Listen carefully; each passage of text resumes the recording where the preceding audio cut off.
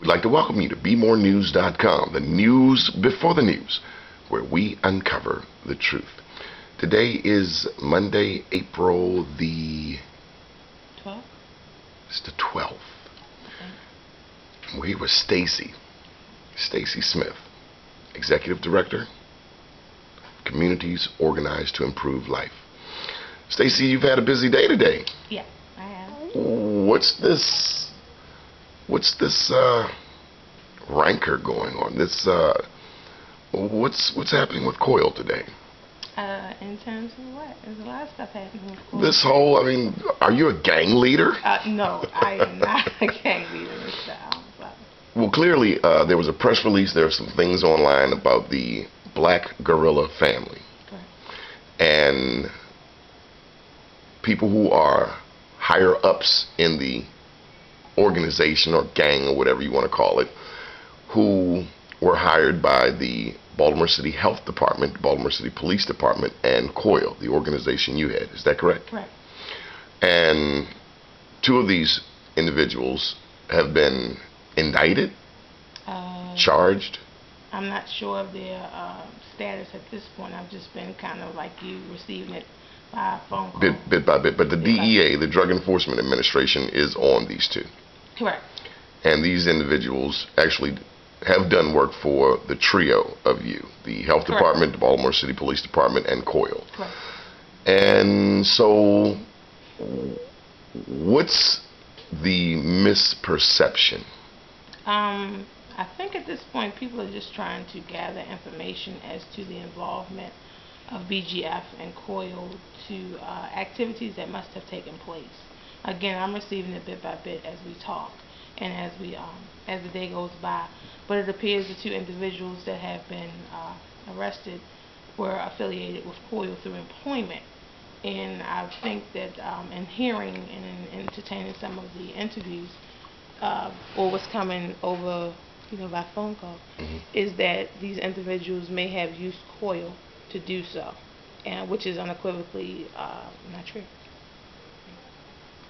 So it's being alleged that they were at COIL and using funds from COIL to run the operation. I'm not sure if that's what's being alleged. I haven't been privy to the DEA papers. I can only go by what I'm hearing, but there is some implication of COIL in the process, and it's simply not something that's able to be done in the position that these two gentlemen had. They were outreach workers, right? They were outreach workers. This model was from Safe Streets. It was a model that was co-developed by the Health Department, the Police Department, and nonprofits in Baltimore City, and it's modeled after the ceasefire model in Chicago. And again, that's a collaboration of being able to do a couple of things: community outreach, case management, and community mobilization around shootings. Okay. So one of the premises of the program, understood by all parties involved, is that you are to engage with gang members. Most assuredly. I think that one of the things that in hearing what is being said about COIL and also the two that were indicted is almost as if it's being painted as a surprise. No one was not clear. Everyone was aware of it. Everyone was aware of the affiliation with gangs. As a matter of fact, that is the core of That's the purpose of the program. That's the purpose and it's always tricky when you work with ex-offenders, and it's also always tricky when you work with gang members, because the goal is to be able to recruit gang members with street credibility who can also affect others, to bring them to opportunity, give them opportunities to come out there. At the end of the day, considering that COIL is in the heart of West Baltimore, considering that across the United States 44% of America's prison population is black and male, considering that the whole purpose of the program is to directly engage gang members, does this stymie your willingness to continue to work with an otherwise forsaken population? No, actually it strengthens it, because what's really, I think, the issue for me is that they're saying monies were being misused by these two individuals to do inappropriate things for gang development. The long and short of it is The money that was given to us by the health department was not refunded more than 2 years ago. And also, this is an issue that we clearly stated with the health department needed to be addressed. Though this is probably the most prevalent and the most high profile, the long and short of it is this has continued to be an issue throughout the Safe Streets initiative. You have ex-offenders. Ex-offenders are a step away of going back.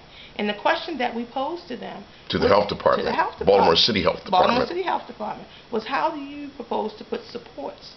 Because the long and short of it is the nonprofits are the ones who really bear, not a burden, because this is what we do. If this is what we but really you take the biggest risk. Right, we take the biggest risk because now the health department and other departments throughout Baltimore City that was involved in this this initiative can say, okay, well, it's COIL. No. COIL is not that willing to let you off the hook, especially since you had foreknowledge. So would I do it again? Yes. Knowing what I know about gangs, I probably would seek out different supports that we urge this could happen. Is this specific to COIL? I doubt it. Because you always have to look at once affiliated, always affiliated. I don't know the two individuals' guilt or innocence, and I can't speak on that. The DEA does what they do, and COIL does what it does. But it will not stop serving people of vulnerable populations. Stacie, on behalf of the citizens of Baltimore who are living and working to make this a better city, we just commend you here at BeMoreNews.com. I mean, I think of you as a sort of Harriet Tubman, a freedom fighter, because you're willing to do the unpopular. You're willing to work with the otherwise forsaken, where other people seemingly stay up in their ivory towers and point fingers, aware of the issues very well, but it's easy to put the blame elsewhere. So thank you, Stacie, for not giving up on the people in the city. Never. And I just wanted to say this. We have to look at this as being Baltimore, and I've said this at the table many times, and I'll continue to hold my position and my ground. We are nowhere near ready to deal with gangs. They are better organized than us. They are very structured. And the concerns we raised in 2006 and 2008 have come to fruition. And so I hope this really gets across the importance of having a comprehensive plan to deal with gangs that's not just predicated on putting people in jail. You need prevention. Good deal. Thank you for your time, Stacie Smith, Executive Director of Communities Organized to Improve Life, also known as COIL, in the heart of West Baltimore, Baltimore and Carrollton. Keep watching BeMoreNews.com, the news before the news, where we uncover the truth.